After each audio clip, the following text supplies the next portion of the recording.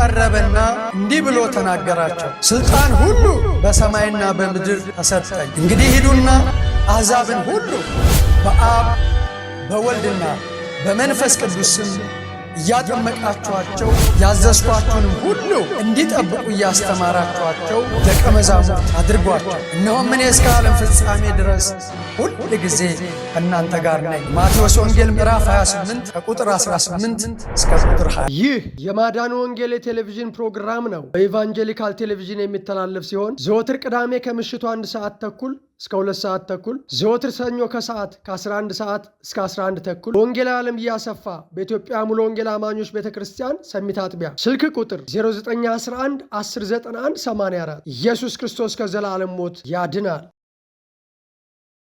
እሄዳለሁ። የመልእክቴ ርዕስ 1 ጴጥሮስ 1:23 ላይ ነው። መልእክቴን ከማንበቤ በፊት ግን የምታየኝ ወዳጄ፣ የምታየኝ እህቴ አንድ ጥያቄ ልጠይቅ። ባለፈው ስለ መንግሥተ ሰማይ ሰብኬ አንድ ጥያቄ ጠይቄያችኋለሁ።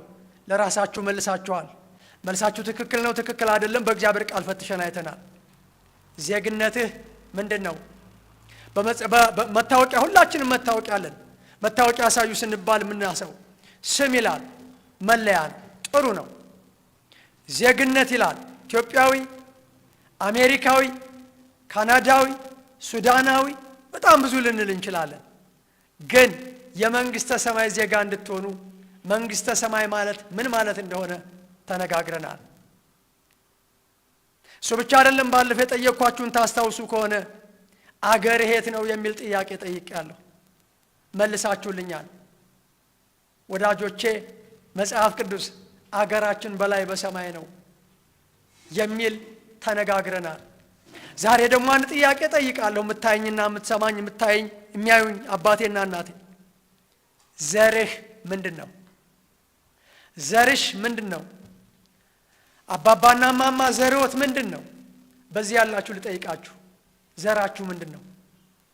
ሁላችሁም ለራሳችሁ መልሱ። አንተ ዘርህ ምንድን ነው ብላችሁ እንደምትጠይቁኝ አንዳንዶቻችሁ አስባለሁ። እኔም ለራሴ ልመልስ። ዘራችሁ ምንድን ነው?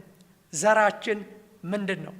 ወዳጆቼ ዘር ማለት ምን ማለት እንደሆነ፣ የዘር ምንጩ ምን እንደሆነ፣ የሰው ድርሻ ዘርን በተመለከተ ምን እንደሆነ ከማየታችን በፊት 2 አይነት ዘር አለ። የሰው ዘር፣ የሚጠፋ ዘርና የማይጠፋ ዘር። 1 ጴጥሮስ 1:23 ላይ የእግዚአብሔር ቃል እንዲህ ይላል፣ ዳግመኛ የተወለዳችሁት፣ ልብ በሉ፣ ምን ያላችሁት? ዳግመኛ የተወለዳችሁት። ዳግመኛ መወለድ አለ ወዳጄ። ዳግመኛ ማለት ሁለተኛ ማለት ነው። መወለድ ማለት ደግሞ መወለድ ነው። ሰው በስጋ ከእናትና ከአባቱ ባዮሎጂካል ይሉታል ይወለዳል። የመጀመሪያው ውልደት እንለዋለን። ሁለተኛው ግን ዳግመኛ እንለዋለን። እሱም ከውሃና ከመንፈስ ከእግዚአብሔር ቃል መወለድ ነው። ዮሐንስ 3:3 እና 5 ላይ ባለፈው ብዙ ተነጋግረናል። ሰው ከውሃና ከመንፈስ ካልተወለደ በቀር መንግሥተ ሰማይ አይገባም። 4 ነጥብ። ወዳጄ መንግሥተ ሰማይ እንድትገባ ትፈልጋለህ? ዳግመኛ ከእግዚአብሔር መንፈስ ተወለድ። በዛሬው ትምህርታችን ላይ የምናወራው ስለ ዘር ነው። 2 አይነት ዘር አለ። አንደኛው ዘር የሚጠፋ ዘር ነው። ሁለተኛው ዘር የማይጠፋ ዘር ነው። ይሄንን በሕይወት ዘመናችሁ እንዳትረሱብኝ። ለዚህ ነው ዘርህ ምንድነው ብዬ ያልኩት፣ ዘርሽ ምንድነው ብዬ የጠየኩት። ዳግመኛ የተወለዳችሁት ይላል ከሚጠፋ ዘር አይደለም። ቃል በቃል እናሳ በሕያው ለዘላለም በሚኖር በእግዚአብሔር ቃል ከማይጠፋ ዘር ነው እንጂ። ልድገመው ደጋግሜ፣ ዳግመኛ የተወለዳችሁት ከሚጠፋ ዘር አይደለም፣ በሕያውና አንደኛ፣ ሁለተኛ በማይጠፋ ከእግዚአብሔር ቃል ነው ይላል። ስለዚህ ሰው የሚወለደው ከምንድነው? የማይጠፋ ከእግዚአብሔር ቃል ነው። ዘርህ ምንድነው? ዘርሽ ምንድነው? ምን አይነት ዘር እንዲሆን ትፈልጋለህ? ዛሬ አንድ ዘር እመኝልሃለሁ። የኔና ያንተ ዘር ወዳጆቼ፣ በጣም ብዙ ሰው በዘሩ ይመካል። የኔ ዘር ይሄ ነው ይላል። አንዳንዱ እንደውም በድፍረት ኮራ ብሎ ምርጥ ዘር ይላል። ዛሬ አንድ ምርጥ ዘር አሳይሃለሁ። ይሄ ምርጥ ዘር ኢየሱስ ክርስቶስ ነው። የኔና ያንተ ዘር ከሞትም በኋላ ያበቃለታል። የሚጠፋ ዘር ነው የኔና ያንተ ዘር። የማንም ዘር የሚቆይ ዘር አይደለም ወዳጄ። ለዚህ ነው ምንድነው ዘር ያልኩት? የኔና ያንተ ዘር አያድንም። ዛሬ አንድ የሚያድን ዘር እነግርሃለሁ። ዘር ማለት ምን ማለት ነው? ትርጉሙ ላይ መጣበታለሁ። እስከ መጨረሻ ተከታተሉኝ ወዳጆቼ፣ ጠቃሚ ስለሆነ እና ሰው በአገሩ ይኮራል። አገራችን ግን በላይ በሰማይ ነው። ሰው በዜግነቱ ይኮራል። ሰው በመልኩ ይኮራል። በሚጠፋ መልክ ይኮራል። በሚጠፋ ዘር ይኮራል። በሚጠፋ ዜግነት ይኮራል። ዛሬ የምነግርህ ዘር፣ ዛሬ እግዚአብሔር ቢረዳህ ብትወስን የምትገባበትን ዘር ነግርሃለሁ። የሚያጸድቅ ዘር ነው። የኔና ያንተ ዘር አያጸድቅም። የማንም ዘር አያጸድቅም። አንድ ግን የሚያጸድቅ ዘር አለ፣ የኢየሱስ ክርስቶስ ዘር። ምክንያቱም የያዘው የአብርሃምን ዘር ነው ይላል። ዘሩ በውስጣችሁ ይኖራል ይላል። ማን ይሄ በውስጣችን የሚኖረው? ክርስቶስ ኢየሱስ ነው ዘሩ። ዘሩ የእግዚአብሔር ቃል ነው። ወዳጆችን መጣበታለን እሱ ጋር። ግን አንድ የሚያጸድቅ ዘር አለ፣ ኢየሱስ ክርስቶስ የሚባል ዘር። እንዴት ድንቅ ነው! ከእግዚአብሔር ዳግም የተወለዱ ሰዎች የሚገቡበት ዘር፣ የዘር ሐረግ አለ።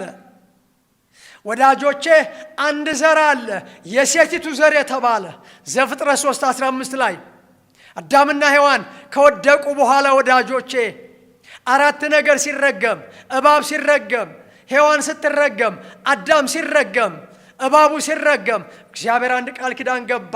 በዘሯና በዘርህ መካከል ጠላትነትን አድርጋለሁ አለ። አንድ ዘር አለ፣ የሴቲቱ ዘር ኢየሱስ ክርስቶስ ይባላል። ወዳጄ ወይ እንዴት ድንቅ ዘር ነው! ይህንን ዘር ነው ዛሬም ምጋብዝህ። እዚህ ዘር ውስጥ እንድትገባ ነው ዛሬም ምጋብዝህ። መንግሥተ ሰማይ የሚያስገባ ዘር። የኔና ያንተ ዘር ምድራዊ ዘር ነው፣ ዓለማዊ ዘር ነው። እኔ የምነግርህ ዓለማዊ ዘር አይደለም፣ መንፈሳዊ ዘር ነው። እኔ የምነግርህ ምድራዊ ዘር አይደለም። ምድራዊ ዘር ማሞልቷል። የሚያጣላ ዘር፣ እማያጣላ ዘር እነግርሃለሁ። የሚያፋቅር ዘር፣ ያንድ አባት ልጅ የሚያደርግ ዘር እነግርሃለሁ። ኢየሱስ ክርስቶስ ነው። የሚያኮራ ዘር ነው ወዳጅ። ሃሌሉያ! ይሄኛው የማያኮራ ዘር ነው። ይሄኛው ካፈር የሆነ ዘር ነው። ያኛው ከሰማይ የሆነ ዘር ነው። ሰማያዊ ዘር ነው የምነግርህ። መንፈሳዊ ዘር ነው የምነግርህ። እሱም ኢየሱስ ክርስቶስ ነው።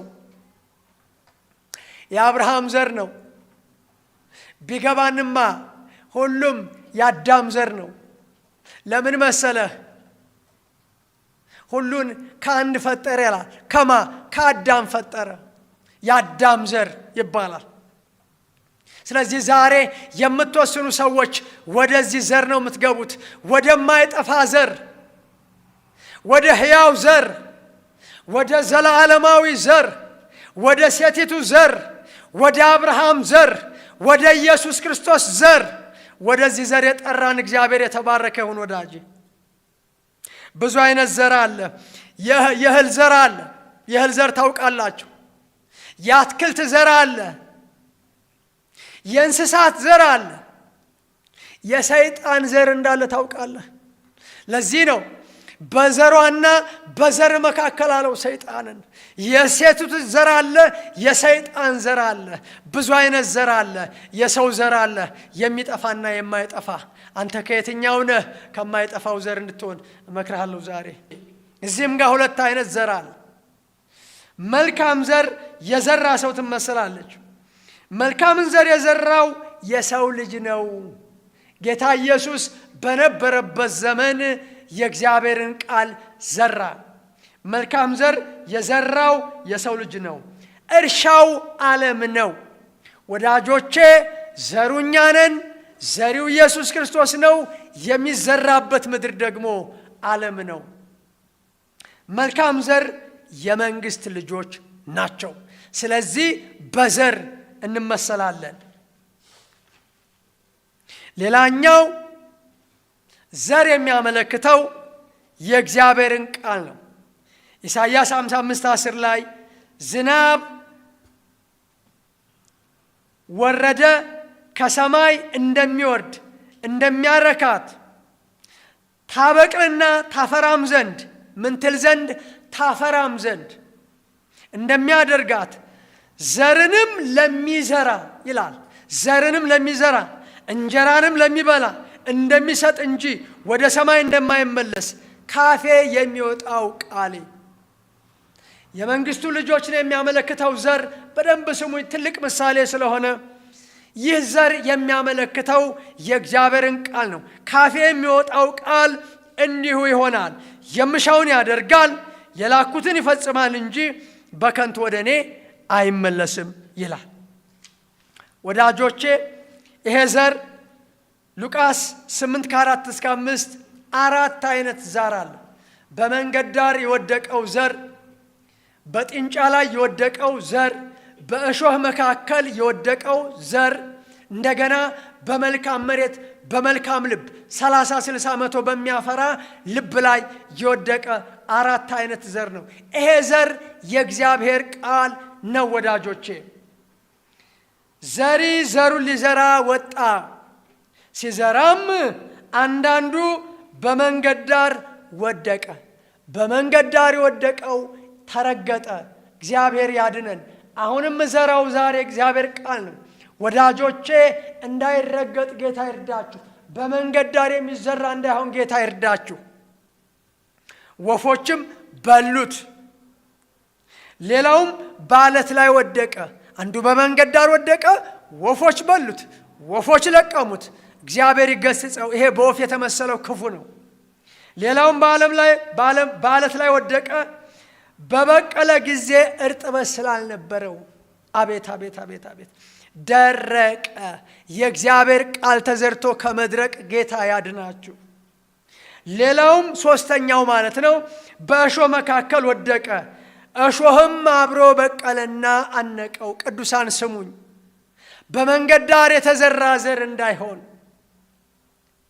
ወዳጆቼ፣ በዓለት ላይ የተዘራው እንዳይሆን። ዓለት ማለት ኢየሱስ ክርስቶስን ማለት አይደለም። በእሾህ መካከል እንዳይሆን። ሌላውም በመልካም መሬት ላይ ወደቀ። አንድ ጸሎት እጸልያለሁ፣ አምላኬን አንድ ልመና እለምናለሁ። ዛሬ የምዘራው ቃል በመልካም ልብ ላይ እንዲወድቅ፣ ልባችሁን መልካም እንዲያደርግ የኔ ጌታ ቃሉ እንዲበቅል፣ ለተግባር እንዲበቃ፣ ለምላሽ እንዲበቃ እግዚአብሔር ይርዳል። ወደቀ፣ በበቀለም ጊዜ 100 እጥፍ አፈራ። 100 እጥፍ ማፍራት ይሁን። እኔ 100 እጥፍ እንዳፈራ እግዚአብሔር ይርዳኝ። እናንተ 100 እጥፍ እንድታፈሩ እግዚአብሔር ይርዳችሁ። ምሳሌውም ይህ ነው። ዘሩ የእግዚአብሔር ቃል ነው። ይሄ ዘር ቀላል ነገር አይደለም። የእግዚአብሔር ቃል ነው። ኢየሱስ ክርስቶስ ነው። የእግዚአብሔር ቃል ነው። በመንገድ ዳር ያሉትም የሚሰሙ ናቸው። ከዚህ በኋላ ዲያብሎስ ይመጣል። እግዚአብሔር ይገስጸው። አምነውም እንዳይድኑ ቃሉን ከልባቸው ይወስዳል። አይገርምም? ወጥቶ መመስከር አንድ ድካም ነው፣ አንድ ተግዳሮት ነው። የተዘራው ቃል ደግሞ በመልካም መሬት ላይ እንዲበቅል ጸሎት ያስፈልጋል። ቅዱሳን እንዳይድኑ ቃሉን ከልባቸው ይወስዳል። በዓለት ላይም ያሉት ሲሰሙ ቃሉን በደስታ የሚቀበሉ ናቸው። እነርሱም ለጊዜው ብቻ ያምናሉ። ለጊዜው ከማመን እግዚአብሔር ይጠብቃል። እንደገና በፈተና ጊዜ የሚክዱ፣ ፈተና ያስክዳል። እነ ጴጥሮስን ያስካደ መከራ ነው ወዳጄ። አላውቀውም እንዲል ያደረገ መከራ ነው። እግዚአብሔር ከክፉ መከራ ይጠብቃችሁ። በፈተና ጊዜ የሚክዱ ስር የሌላቸው ናቸውና በእሾህ መካከል የወደቀው እነዚህ የሚሰሙት ናቸው። መንገዳቸውንም ሄደው በሕይወት ዘመን በሐሳብና በባለጠግነት ምኞት ይታነቃሉ። በባለጠግነት ምኞት ከመታነቅ እግዚአብሔር ያድነን። ሙሉ ፍሬ አያፈሩም ይላል ቃሉ። በመልካም መሬት ላይ የወደቀ እነሱ በመልካምና በበጎ ልግ ቃሉን ሰምተው የሚጠብቁት ናቸው። ቃሉን ሰምተን መጠበቅ ይሁንልን ወዳጆቼ። ቃሉን ሰምተን ማመን ይሁንልን ወዳጆቼ። በመጽናትም ፍሬ የሚያፈሩ ናቸው። ክብር ለኢየሱስ ይሁን። ይሄ የእግዚአብሔር ቃል በራእይ 19:13 ላይ እንዲህ ይላል፣ ሰማይ ተከፍቶ አየሁ፣ እነሆም አምባላይ ፈረስ፣ የተቀመጠበትም የታመነና እውነተኛ ይባላል። ኢየሱሴ ነው። በጽድቅም ይፈርዳል ይዋጋልም። ዓይኖቹም እንደ እሳት ነበልባል ናቸው። በራሱ ላይም ብዙ ዘውዶች አሉ። ከእርሱም በቀር አንድ እንኳን የማያውቀው የተጻፈ ስም አለው። በደምም የተረጨ ልብስ ተጎናጽፏል። ስሙም የእግዚአብሔር ቃል የማ ቃል የእግዚአብሔር ቃል ተብሏል። በሰማይ ያሉትም ጭፍራዎች ነጭና ጥሩ ቀጭን የተልባ እግር ለብሰው በአምባላዮች ፈረስ ተቀምጠው ይከተሉት ነበር ይላል። አንድ እንኳን የማያውቀው ስም በሰማይ ያሉትም፣ ስሙም የእግዚአብሔር ቃል ነው። ወዳጆቼ ይሄ ቃል ዳግመኛ የተወለድንበት ቃል፣ ዳግመኛ የተወለዳችሁት ከሚጠፋ ዘር አይደለም፣ በሕያውና ለዘላለም በሚኖር በእግዚአብሔር ቃል ጭምር ነው ተብሎ እንደተጻፈ፣ ይሄ ቃል የእግዚአብሔር ቃል እንደሆነ ዘሩም የእግዚአብሔር ቃል ነው እንዳለ፣ ወዳጆቼ የኢየሱስ ክርስቶስ ሌላኛው ስሙ የእግዚአብሔር ቃል ነው። ክብር ለኢየሱስ ይሁን። ይሄ ቃል የወልድ የኢየሱስ ክርስቶስ አካላዊ ስም ብቻ ሳይሆን በመጀመሪያ የነበረ ቃል ነው። ቃልም በእግዚአብሔር ዘንድ የነበረ ቃል ነው።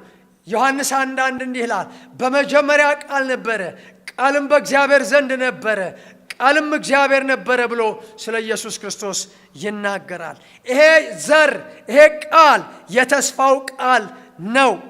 ዕብራውያን 11:13 ይሄ ዘር የተባለው ቃል የሕይወት ቃል ነው ወዳጆቼ።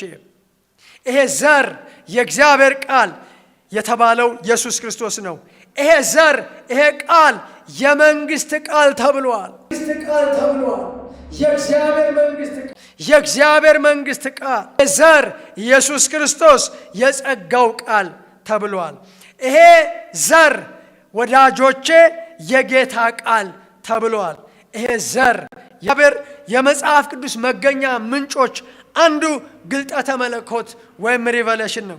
የመጽሐፍ ቅዱስ መልእክት የተላለፈው በእግዚአብሔር ፈቃድ ሊታወቅና ሊታሰብ የማይችለውን ማንነቱን እግዚአብሔር የገለጠበት መንገድ ነው። ይሄ ዘር እስትንፋሰ መለኮት ነው። ኢንስፓይሬሽን ይሉታል። እግዚአብሔር ራሱን የገለጠበትና ያስታወቀበት መንገድ በጽሑፍ ተመዝግቦ ቅዱሳት መጻሕፍት እንዲሆኑ የማድረጉ ሂደት እስትንፋሰ መለኮት ይባላል። ይሄ ዘር አብርሆተ መለኮት ኢሉሚኔሽን ይላል። ክርስትና መገለጥ ነው። ክርስትና አብርሆት ነው። ክርስትና ኢንስፓይሬሽን ነው እንዳልነው እንደሚለው እንደ እግዚአብሔር ቃል አብርሆተ መለኮት ኢሉሚኔሽን ማለት ይህ ማለት ብርሃንን ማግኘት ሲሆን አማኞች የእግዚአብሔርን ቃል መረዳትና ማመን እንዲችሉ የሚረዳ የመንፈስ ቅዱስ አገልግሎት ነው። ይሄም አብሮት የሚገኘው አማኙ ከክርስቶስ ጋር በሚኖረው ህብረትና መንፈሳዊ ብስለት ነው። አሁን የምንሰማውን ቃል ወዳጆች ስትሰሙ እሱ የእግዚአብሔር ቃል ነው። ይሄ የእግዚአብሔር ቃል ወዳጆቼ እምነትን ይፈጥራል። የኢየሱስ ክርስቶስ ስም ነው አልን አይደለ? የእግዚአብሔር ቃል ዳግመኛ የተወለድንበት ነው አልን አይደለ? እናንተም ዳግም ከዚህ ዘር እንድትወለዱ ነው አልን አይደለ? ይሄ ዘር እምነትን ይፈጥራል። ይሄ ዘር ማንነትን ይቆጣጠራል። ይሄ ዘር ልብን ይነካል። አሁን ስሰብክ ልባችሁ የሚነካው ይሄ ዘር ስለሆነ ነው። ህሊናን ይወቅሳል። ንስሐ እንድትገቡ ያስችላችኋል። ይሄ ዘር የተላከበትን ዓላማ ያስፈጽማል። የሰዎችን ድካም አልፎ ይሄዳል። በክርስቶስ ኢየሱስ ተገልጧል፣ ታይቷል። ወዳጆቼ ይህንን ቃል ትቀበላለህ? ይህንን ቃል ትቀበያለሽ? ይህ ዘር በውስጥ እንዲሆን ትፈልጋለህ? ወዳጄ ክብር ለኢየሱስ ይሁን። ይሄ ቃል ይሄ ዘር የሚያመለክተው የእግዚአብሔርን መንግሥት እድገት ነዋል። የእግዚአብሔርን መንግሥት ልጆች ነዋል። መንግሥተ ሰማያትን ነዋል። የእግዚአብሔርን ቃል ነዋል። አምስተኛው ሞቶ መነሳትን አዲስ ሕይወት ማግኘትን ያመለክታል። ይሄ ዘር ዮሐንስ 12:24 እውነት እውነት እላችኋለሁ የስንዴ ቅንጣት ወይም ዘር በምድር ወድቃ ካልሞተች ብቻዋን ትቀራለች፣ ብትሞት ግን ብዙ ፍሬ ታፈራለች። ነፍሱን የሚወድ ያጠፋታል ብሎ ቃሉ ይናገራል። አንደኛ ቆሮንቶስ 15 ላይ ነገር ግን ሰው ሙታን እንዴት ይነሳሉ? በምንስ አይነት አካል ይመጣሉ? የሚል ይኖር ይሆናል። አንተ ሞኝ፣ አንተ የምትዘራው ዘር ካልሞተ፣ መቼም ስለ ምድራዊ ዘር እናውቃለን። ዘር መጀመሪያ እርሻው ይታረሳል። ቅድም እርሻው ዓለም ነው እንዳል የእግዚአብሔርም ቃል ሰዎች ላይ ይዘራል እና ዘር ትዘሩታላችሁ። ያ ዘር ይሞታል፣ ይበሰብሳል፣ ይነሳል። ወይም ደግሞ ምን እናንተ የኢየሱስ ክርስቶስ ዘሮች ነን፣ የማንም አይደለንም። ዘሩን ያያል፣ ዕድሜውም ይረዝማል፣ የእግዚአብሔር ፈቃድ በእጁ ይከናወናል። ስለዚህ ዘሩ የሚያመለክተው ይሄንን አንደኛ ዮሐንስ 3:9 ላይ ኃጢአትን የሚያደርግ ሁሉ አመፅን ያደርጋል። ወዳጆች ኃጢአትን አታድርጉ፣ ንስሐ ግቡ። ከእናንተ ማንም ይላል አንደኛ ዮሐንስ 2 ላይ ኃጢአትን ቢያደርግ በአብ ዘንድ ጠበቃ አለ። ኃጢአትን የሚያደርግ ሁሉ አመፅን ደግሞ ያደርጋል። ኃጢአትም አመፅ ነው፣ እርሱም ኃጢአትን ሊያስወግድ እንደተገለጠ ታውቃላችሁ። ኢየሱስ የተገለጠው ኢየሱስ የመጣው ኃጢአትን ከኔና ካንተ ሊያስወግድ ነው። እግዚአብሔር ኃጢአትን ያስወግድልህ። እግዚአብሔር ኃጢአትሽን ያስወግድልሽ። እንዴት? ዘሩ በመሆን ሃሌሉያ። እንደተገለጠ ታውቃላችሁ፣ በእርሱም ኃጢአት የለም ይልና ስለዚህ የዲያብሎስን ስራ ሊያፈርስ የእግዚአብሔር ልጅ ተገለጠ። ኃጢአትን ሊያስወግድ ብቻ አይደለም፣ የዲያብሎስን ስራ ሊያፈርስ ነው ኢየሱስ የተገለጠው። ሊያፈርስ የእግዚአብሔር ልጅ ተገለጠ። ከእግዚአብሔር የተወለደ ሁሉ ኃጢአትን አያደርግም። ኃጢአት አይደርስም አይደለም ወዳጆቼ፣ ኃጢአት የሌለና የማይታሰብ አይደለም። ኃጢአት አለ። ዓለም ሳለ ኃጢአት አለ። ዲያብሎስ እስካለ ድረስ ኃጢአት አለ ወዳጆቼ። ነገር ግን ከእግዚአብሔር የተወለደ ሁሉ ኃጢአትን አያደርግም። ለምን ሲባል ዘሩ በእርሱ ይኖራልና። ኢየሱስ ዘሩን ሊያይ ብቻ አይደለም የመጣው፣ ዘሩ በእርሱ ይኖራል። ቅዱሳን ደስ ይበላችሁ፣ ክርስቶስ ኢየሱስ በእኔና በእናንተ ውስጥ አለ። ዘሩ ይኖራል። አማታምኑ ሰዎች፣ የምታዩኝና የምትመለከቱኝ ሰዎች ዘሩ በእናንተ እንዲኖር ይፈልጋል ኢየሱስ ክርስቶስ። ክብር ለኢየሱስ ይኑር። ከእግዚአብሔር ተወልዷልና ዘሩ በአንተ እንዲኖር ትፈልጋለህ። ኢየሱስ ክርስቶስ በአንተ እንዲኖር ትፈልጋለህ። የአማኝ ድርሻ ላይ ስንመጣ እናየዋለን። ቀደም እንዳልኩት ዘር ማለት ምን ማለት ነው? ስንት አይነት ዘር አለ? ዘር የሚያመለክተው ምን ነው? እንደገናም ደግሞ የዘሩ መገኛ ምንጭ ምንድን ነው? ታዲያ እሱን ማወቁ ጠቃሚ ነው። አንደኛው ሰው ነው፣ ወንድ። የወንድ ዘር ሲባል ታውቃላችሁ፣ የሰው ዘር ሲባል ታውቃላችሁ። አንደኛው ዘር እግዚአብሔር የፈቀደው ለሰው ዘር ነው። ሁለተኛው የዘር ምንጭ እግዚአብሔር አብ ነው። ሐዋርያት 17:26 ላይ እግዚአብሔርን ይፈልጉ ዘንድ ይላል። ብዙ ካለ በኋላ የሰውን ወገኖች ሁሉ ከአንድ ፈጠረ። እኛ የተፈጠርነው ከአንዱ ከአዳም ነው። ይሄን ያደረገው ማን ነው? እግዚአብሔር ነው። እግዚአብሔር አብ አንዱ የዘር ምንጭ ነው። ምክንያቱም ስለዚህ ምክንያት ይልና ኃጢአት በአንድ ሰው ምክንያት ገባ፣ ሁላችን ከአንድ ዘር ስለተመል። ሌላኛው የዘር ምንጭ ኢየሱስ ክርስቶስ ነው። ወዳጆቼ ራእይ 22:16 ላይ እኔ የዳዊት ስርና ዘር ነኝ እንዳለ ኢየሱስ ክርስቶስ አንዱ የዘር ምንጭ ነው። ኢየሱስ ክርስቶስ የዳዊት ስርና ዘር ነው። ኢየሱስ ክርስቶስ የአብርሃምን ዘር ይዟል ይላል ዕብራውያን ከ14 እስከ 18 የያዘው የመላእክትን ዘር አይደለም ወዳጄ። መላእክት ዝርያ ሊኖራቸው ይችላል፣ ግን የአብርሃምን ዘር አልያዙም። የመላእክት ዘር ራሱን የቻለ ነው ወዳጄ። ኢየሱስ ክርስቶስ የአብርሃምን ዘር ይዟል። አማኝ የክርስቶስ ኢየሱስ የዘር ሐረግ ውስጥ ገብቷል። ዛሬ የኢየሱስ ክርስቶስ የዘር ሐረግ ውስጥ እንድትገባ ነው። ከአብርሃም ዘር ጀምሮ እስከ ክርስቶስ ዘር 42 ትውልድ እንዳለ መጽሐፍ ቅዱስ ይናገራል።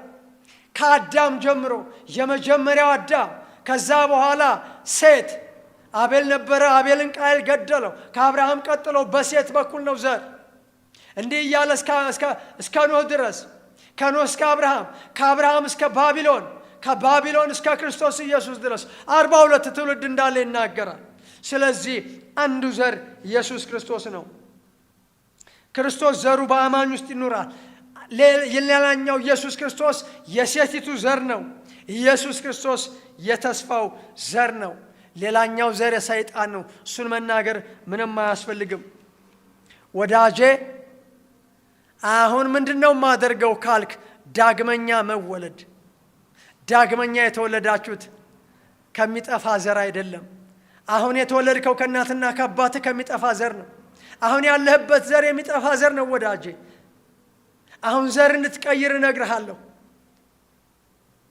ይህንን ስብከት የሰማችሁ፣ ይህንን መልእክት የሰማችሁ፣ ይህንን የህይወት መልእክት የሰማችሁ ወዳጆቼ ቸል አትበሉ፣ መልስ ስጡ። እዚህ የዘር ሐረግ ውስጥ ግቡ። ይሄ ዘር በእናንተ እንዲኖር ፍቀዱ። እኔ የምለውን ከእኔ ጋር ትላላችሁ። እግዚአብሔር ሆይ ኢየሱስ ክርስቶስ የአብርሃም ዘር ነው። ኢየሱስ ክርስቶስ የዳዊት ዘር ነው። ዘሩ በእናንተ ውስጥ ይኖራል ተብሎ ተጽፏል። ከዚህ ዘር መወለድ እፈልጋለሁ እንደገና። እኔ ኃጢአተኛ ነኝ፣ እኔ በደለኛ ነኝ፣ እኔ አመፀኛ ነኝ። ኃጢአትም አመፅ ነው ስለሚል ኢየሱስ ክርስቶስ ደግሞ ኃጢአትን ሊያስወግድ እንደተወለደ አውቃለሁ። ኃጢአቴን አስወግድልኝ፣ ይቅር በለኝ።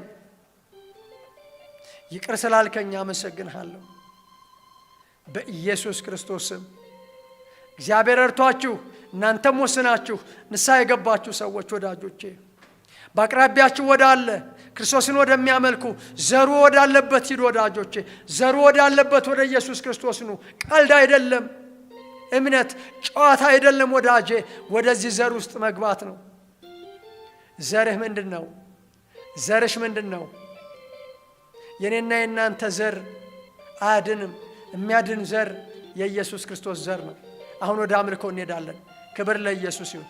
ንስሐ የገባችሁ ሰዎች በ0946 0000 ጻፉልን፣ ደውሉልን። ንስሐ መግባት የምትፈልጉ ሰዎች ንስሐ እናስገባችኋለን፣ እንረዳችኋለን።